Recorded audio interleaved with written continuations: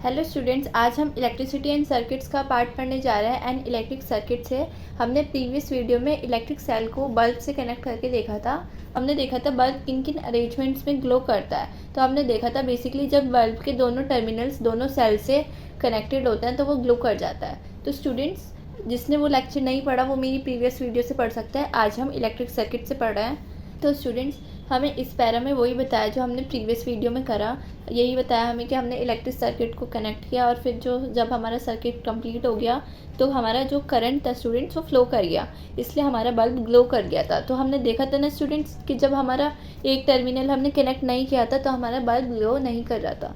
तो यही बताया स्टूडेंट्स इस पैराग्राफ में। अब हमें आगे क्या पढ़ना है students. When terminals of the bulbs are connected with that of the electric cell by wires, the current passes through the filament to the bulb. This makes bulb glow.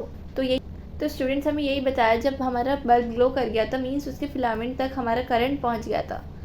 कभी कभी हमारा कनेक्शन बिल्कुल प्रॉपर्ली हुआ होता है तब भी हमारा इलेक्ट्रिक बल्ब जो है वो ग्लो नहीं करता।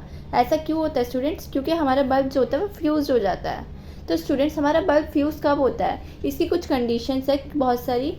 हमारा जो इलेक्ट्रिक बल्ब है वो बहुत सारे रीजंस की वजह से फ्यूज़ हो सकता है, जिसमें से हमारा सबसे फर्स्ट रीज़न है कि हमारा जो बल्ब के बीच में वायर होता है, थिन वायर फिलामेंट, हो सकता है वो ब्रेक हो गया हो।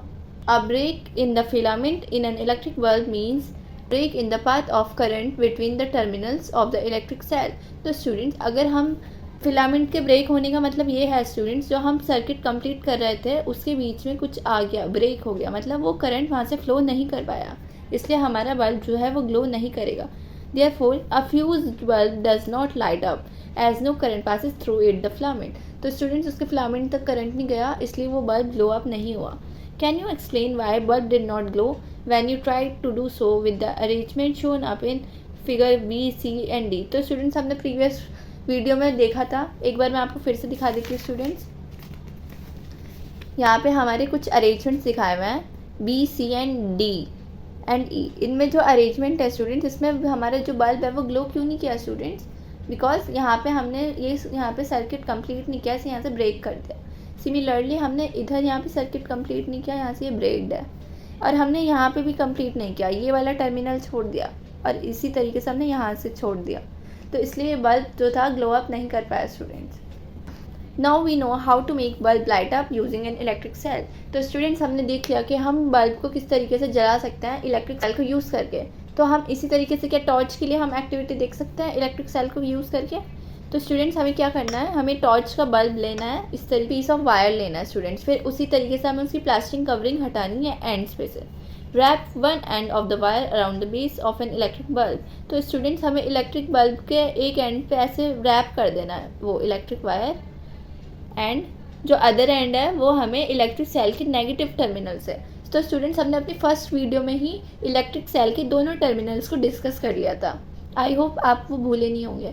फिर भी मैं आपको एक बार बता देती हूँ। ये वाला हमारा कैप वाला टर्मिनल जो होता है स्टूडेंट्स, ये पॉजिटिव होता है and this one is negative terminal. Students, हमें एक उसका वायर है, हमें उसकी टिप पे लगा देना है बल्ब की, एंड हमें दूसरा नेगेटिव साइड कनेक्ट करना है।